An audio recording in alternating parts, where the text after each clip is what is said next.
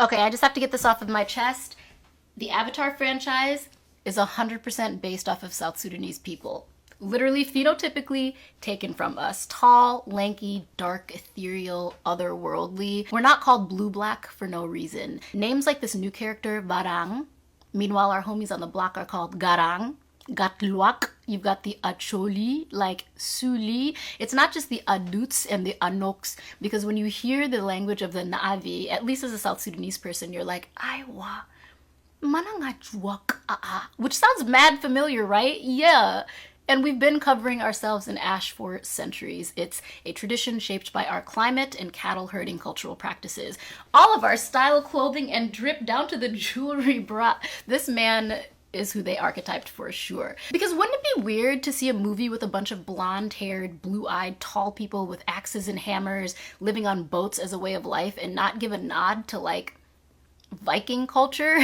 And you might think like, why does any of this matter? It's all made up anyway. Well, Kat, no, it's not. You're actually telling the story of real people, like Pocahontas. It's fiction rooted in real people, which in this case erases those people from any credit of their own culture, only to be remembered through a myth, which is problematic because fiction becomes fact when it's the only version that people ever see. Ask any Indigenous person how real Pocahontas turned out.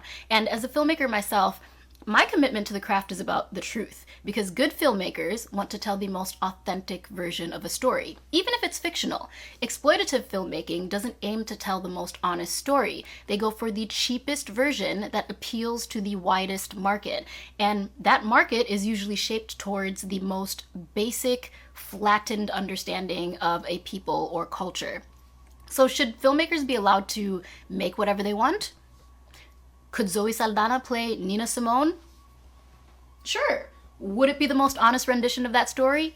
Probably not. And why does this matter in context to Avatar? Because it takes the cultural and underdog humanness of a place like South Sudan, the youngest country in the world, which quite literally defied every odd to gain its sovereignty, and attributes all that world building to Hollywood. And I promise you that Hollywood is not building the future. It just continues to cosplay and recycle these types of stories, strips them for aesthetics, repackages them with CGI, AI, and then calls it innovation. But this is why I love AI, because it is democratizing means of production. So I don't have to wait for my story to be greenlit. So if you truly love Avatar and you want to support the real life people and culture that inspire that type of storytelling, I would love and appreciate your follow and share. Okay, bye.